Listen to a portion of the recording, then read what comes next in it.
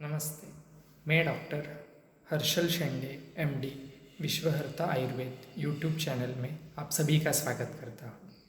Last video में हमने हृदरोग, heart disease के कॉजेज़ के बारे में बात की।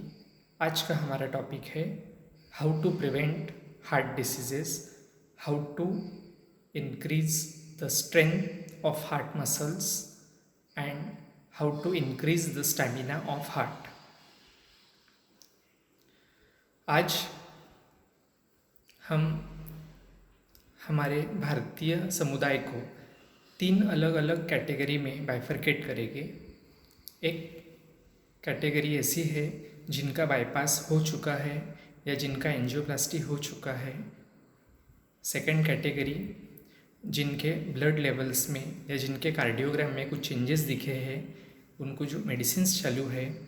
और थर्ड कैटेगरी जो फिट है बट वो अपने हार्ट का ख्याल रखने के लिए क्या करना चाहिए उसके बारे में जानना चाहते हैं। ऐसे 3 कैटेगरी के लोग हैं। इन्हीं मॉब में 2 मेजर क्राइटेरिया लोगों का हमें देखने को मिलता है। एक क्राइटेरिया ऐसा होता है जो हैप्पी गो लकी टाइप होता है। They don't have any worries, no tension, हर चीज़ वो रिलैक्स मूड में करते हैं। कभी किसी टॉपिक पे या किसी काम को लेके वो कभी स्ट्रेस नहीं लेते हैं, एकदम रिलैक्स होते हैं। होएगा, देखा जाएगा, ऐसे टाइप के लोग होते हैं जो हमेशा हैप्पी रहते हैं। सेकंड टाइप के जो लोग होते हैं वो अपने काम में काफ़ी ज़्यादा पंक्चुअल होते हैं। उन्हें डिसिप्लिन की काफ़ी ज़्यादा आदत होती है। हर चीज़, कोई भी काम उन्हें वक्त पे पंक्चुअल वे में और सिंसियरली होना चाहिए। अगर वो चीज़ नहीं होती है तो वो चिड़चिड़ करते हैं, गुस्सा करते हैं, इरिटेट होते हैं और इन सभी की तकलीफ़ खुद कर लेते हैं। सो डेफिनेटली इन सब चीज़ों का परिणाम उनके सेहत पे होता है। सो ऐसे 2 मेजर कैटेगरी के लोग हमें देखने को मिलते हैं। एक हैप्पी गो लकी टाइप जो बिंदास होते हैं, उन्हें किसी चीज़ की फ़र्क या फिक्र नहीं होती है। और जो सेकंड क्राइटेरिया है वो हर चीज़ में टेंस रहते हैं। हर चीज़ काम पे टाइम पे होना चाहिए। It's all. मैं ये नहीं कह रहा हूँ कि डिसिप्लिन रखना, पंक्चुअलिटी रखना या सिंसियरिटी रखना ये गलत बात है। बट ये जो सेकंड टाइप के जो लोग हैं वो इतने अपने वर्क को लेके, अपने हर काम को लेके इतने ज़्यादा पॉजिटिव होते हैं कि उस चीज़ों का असर वो अपने खुद पे, अपने सेहत पे कर लेते हैं। अभी हार्ट, हृदय, ये हमारे शरीर के अंदर ही है। So it's a part of our body. So अगर कुछ भी प्रॉब्लम अगर उसको होता है तो डेफिनेटली उसका असर अपने शरीर पे होने वाला है। या कोई चीज़ हमारे शरीर को बाधा करती है तो डेफिनेटली उसका असर उसके ऊपर भी होने वाला है। जैसे लास्ट वीडियो में मैंने बताया था, कोई भी कार्य या कर्म हम करते हैं, सो अच्छा या बुरा, उसका असर हमारे मन पे होता है।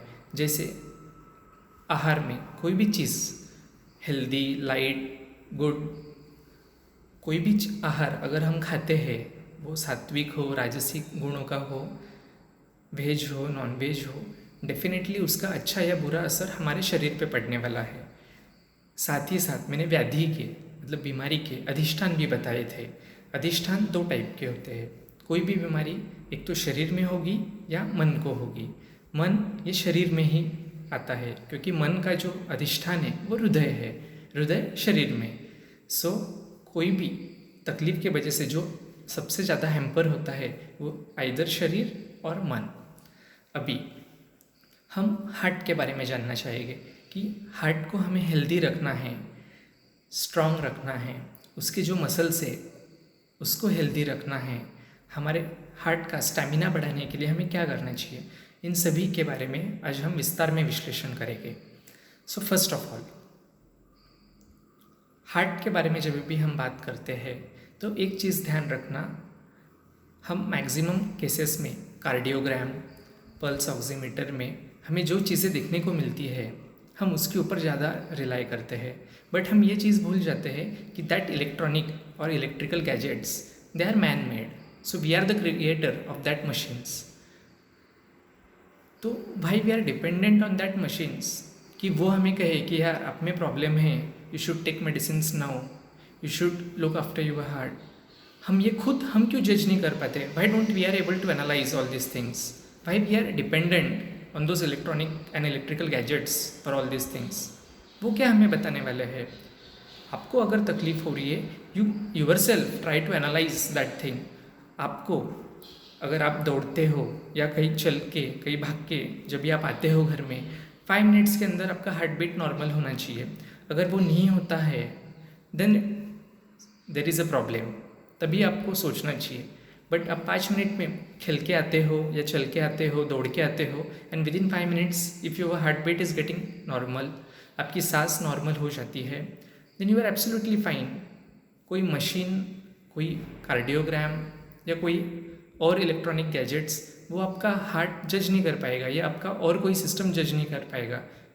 You yourself should analyse कि क्या हो रहा है। So don't be dependent on any electronic और electrical gadgets, you yourself try to analyse all those things. So अभी हम जैसे मैंने बताया कि आप खुद जज करो। अगर आपको तकलीफ होती है, चलते हो, सांस फूलती है, ठीक है, विद इन 5 मिनट्स आराम करो, इट शुड सेटल डाउन। अगर वो नहीं होता है then definitely it's time to worry. तभी आपको सोचनी चाहिए कि आपके किधर गड़बड़ हो रही है, what is the root cause. बहुत बार आप देखते हो, आप हमेशा कहते हो कि मुझे ये तकलीफ़ हो रही है, वो तकलीफ़ हो रही है, I am deficient to calcium. अरे मेरे शरीर में कैल्शियम की कमी है, खून की कमी है। वाई? ये होना क्यों चाहिए? क्योंकि हम जब भी हमें मनुष्य शरीर मिला, उसी समय भगवान के साथ में और इस शरीर के साथ में एक एग्रीमेंट ही साइन हो गया है। इस शरीर को जो कुछ चाहिए वो ये बॉडी खुद डेवलप करेगा, जनरेट करेगा, प्रोड्यूस करेगा। Then why this problem is occurring कि अरे कैल्शियम डिफिशिएंट हो रहा है, आयरन डिफिशियंसी हो रही है, मिनरल्स डिफिशियंसी हो रही है। No, it should never happen. जो कुछ आपका डिमांड है, आपके शरीर को लगता है that all things has to be manufactured by your own body. Why it's time कि आप कंप्लीटली डिपेंडेंट हो हर चीज़ों पे। यार I am deficient to calcium, I am deficient to iron, मुझे आर्टिफिशियल ऊपर से टैबलेट्स खानी पड़ रही है। No, it's totally wrong. आपको सोचना चाहिए where the problem exactly is. अगर फॉर एग्जांपल अभी मेरी एक वेल है, बावड़ी जिसे हम वेल बोलते हैं, ठीक है, वो वेल है, वो वेल में से पानी हमेशा कम होते जा रहा है। पिछले कुछ 6 महीने में अगर मैं एनालाइज कर रहा हूँ कि उसका जो फॉर एग्जांपल 1000 लीटर उसकी कैपेसिटी थी उस वेल की, तो उसमें से हमेशा भी मुझे पानी धीरे धीरे कम होते हुए दिख रहा है। देन मैं क्या करूँगा? ऊपर से पानी डालूँगा उसमें, चलो फुल हो गया मेरा वेल फिर से? नहीं, वो क्यों कम हो रहा है? I should first think of all those things. तो उसमें कोई अलग अलग पोर्स ओपन हो गए क्या? उसमें से कुछ झरे निकले क्या जहाँ से पानी कहीं ड्रेन हो रहा है? उसमें कुछ ज़्यादा चिकड़ या गाढ़ तैयार हो गया क्या? उन चीज़ों के बारे में हमें देखना है। कुछ अलगे फॉर्मेशन हो रहा है या कुछ और चीज़ें हैं जो उस वाटर को कम कर रही है, डिप्लीट कर रही है। मुझे उन सब चीज़ों के बारे में ही सोचना है। मैं कहूँ अरे कम हो गया, चलो ऊपर से टैंकर से पानी डाल दिया, मेरी लेवल की कैपेसिटी फुल हो गई। It is not the solution for all those things.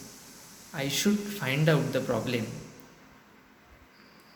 वैसे ही कोई तकलीफ़ हमें होती है, बहुत बार आप देखते हो डॉक्टर के पास जाते हैं हम लोग, डॉक्टर मुझे शिकायत है, डॉक्टर बोल ही देता है उस समय के लिए आपका वो प्रॉब्लम सॉर्ट आउट हो जाता है, बट उसका मतलब ये नहीं कि वो तकलीफ़ आपकी हमेशा के लिए चली गई। किस कारण के वजह से वो आपको तकलीफ़ हो रही है उसको रूल आउट करना, उसको फाइंड आउट करना इज़ इम्पॉर्टेंट थिंग। अभी हार्ट पेशेंट्स को क्या करना चाहिए? Very important question. आप देखो जितने भी मैक्सिमम हार्ट पेशेंट्स है, they take an opinion of dietitian, nutritionist, क्या करना है, हमें क्या खाना है, how much calories we are suppose to eat. अरे भाई you are dependent on nutritionist. आपको खुद को पता चलना चाहिए कि आपको क्या खाना है और क्या नहीं खाना चाहिए। आप तो ये सब चीज़ों के बारे में भूल गए हो। आपके हेल्थ के हिसाब से अभी कुछ ग्रंथों में, कुछ एंशिएंट लिटरेचर्स में ऐसा लिखा है कि आफ्टर द एज ऑफ 40 साल के बाद आपको एक भुक्त खाना खाना है, मतलब दिन में एक ही बार आपको खाना सेवन करना है। But we are not doing. हमें तो नाश्ता भी चाहिए, दोपहर का खाना भी चाहिए, रात में भी खाना चाहिए, चाय चाहिए दिन में 2 बार। क्यों? अगर ये सब चीज़ें रहेगी तो definitely you are going to suffer. आपके शरीर के हिसाब से आपका शरीर आपको हमेशा वार्निंग साइंस देता है, सिग्नल्स देता है, यस अभी इधर गड़बड़ हो रही है, आपको ध्यान रखना है, यू शुड बी अवेयर, आपको पहचानने को आना चाहिए। सो ग्रंथों में लिखा हुआ है eat after the age of 40 आपको एक ही बार खाना खाना है, वो भी भूख लगे तो खाना है। रात में अगर भूख लगती है तो दूध पी के सोना है आपको। उसके बाद बहुत बार लोग कहते हैं कि 40 के बाद में यार बहुत तकलीफ़ हो रही है, कब्ज़ की शिकायत है, पेट में अलग अलग तकलीफ़ हो रही है, बाल झड़ रहे हैं, पाइल्स की शिकायत होती है, हड्डियों में से आवाज़ आता है, जोड़ों का तकलीफ़ है। धीरे धीरे आगे चल के कहते हैं अरे यार खून में अभी चर्बी जमा होते जा रही है, डॉक्टर ने कहा कुछ एथेरोस्क्लेरोसिस हो रहा है एंड ऑल। तो आपको ध्यान में रखना चाहिए एट आफ्टर 40 आप डिजेनरेटिव स्टेज पे जा रहे हो, आपके शरीर में किसी चीज़ की नवनिर्मित नहीं हो रही है। उस स्टेज में आपके शरीर में हर मोमेंट पे झीज हो रही है।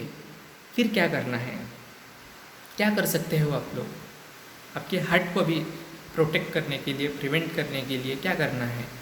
जस्ट सिंपल स्टेप्स है। सुबह जल्दी उठो, मॉर्निंग में जैसे मैंने कहा है ब्राह्म मुहूर्त में आपको उठना है, कान में कॉटन डालो और चलो 20 to 25 मिनट्स अगर आप मॉर्निंग में चलते हो, आपकी बॉडी की हर सेल्स एक्टिव हो जाती है, फ्री ऑक्सीजन सप्लाई बढ़ जाता है एंड वॉट ठीक है, आपका हार्ट बहुत अच्छी तरह से पंप करना चालू कर देता है। वो करो, लोम विलोम प्राणायाम चालू करो। साथ ही साथ अभी लोम विलोम प्राणायाम करना है, ओमकार प्राणायाम करना है, तो उसके लिए भी कुछ कंडीशंस है। आज आप देखते हो हर कोई उठ सुट बोलता है I am doing pranayama, I am doing yogasana. अरे बट उसके कुछ नियम बोले हैं, आप देखो, पढ़ो, घेरण संहिता पढ़ो, अष्टांग योग करके है ग्रंथ, वो पढ़ो, पतंजलि योग सूत्र पढ़ो।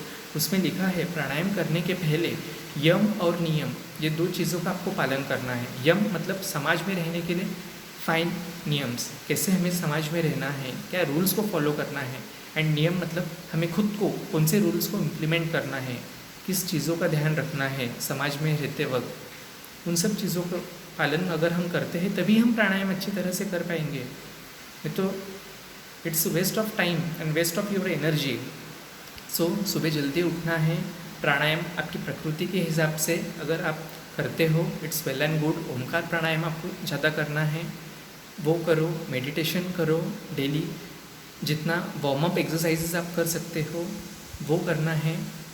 फिर खाना क्या है, बहुत बार लोग कहते हैं अरे फिर खाने में क्या खाना है, हमारे न्यूट्रिशनिस्ट ने बोला इतने कैलोरीज जाओ, छोड़ दो, भूल जाओ।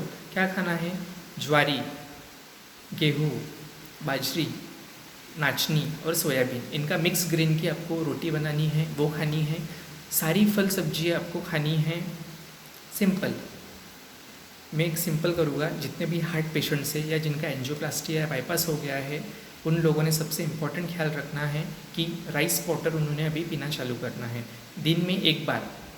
अगर आप दोपहर में आपका प्रॉपर लंच करते हो भूख लगने पर, तो नाइट में आप खाना मत खाओ। Try starting with rice water और milk on alternate days. Rice water पीने से बहुत सी फायदे आपको दिखेंगे।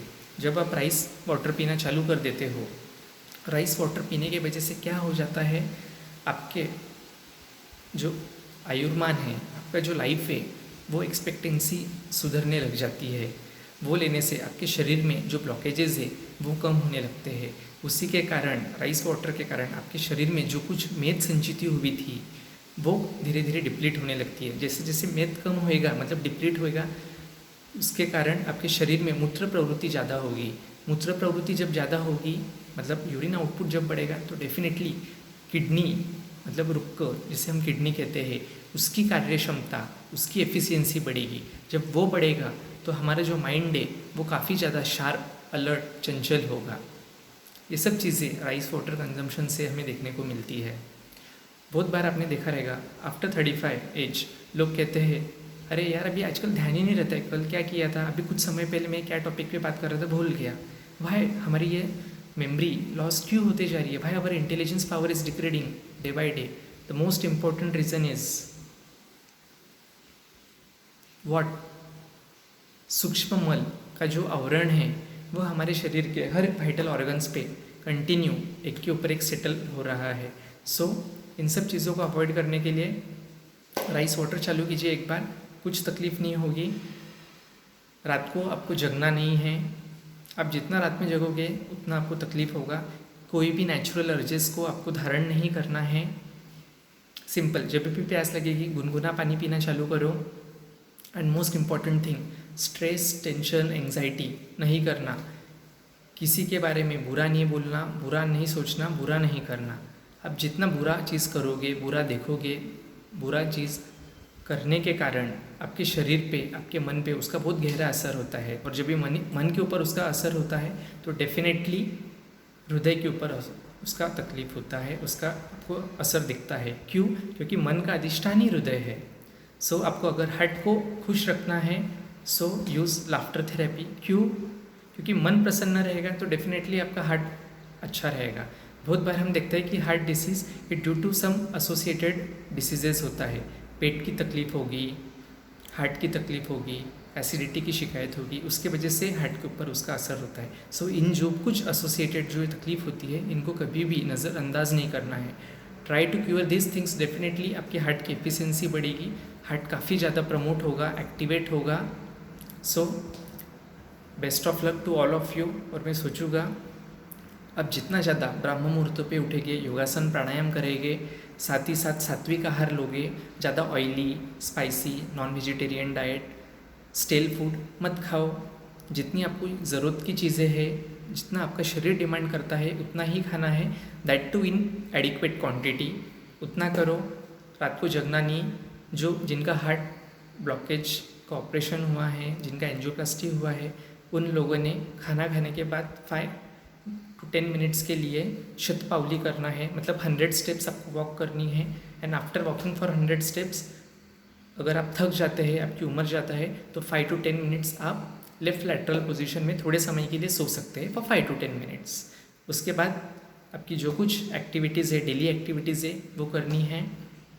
सिंपल।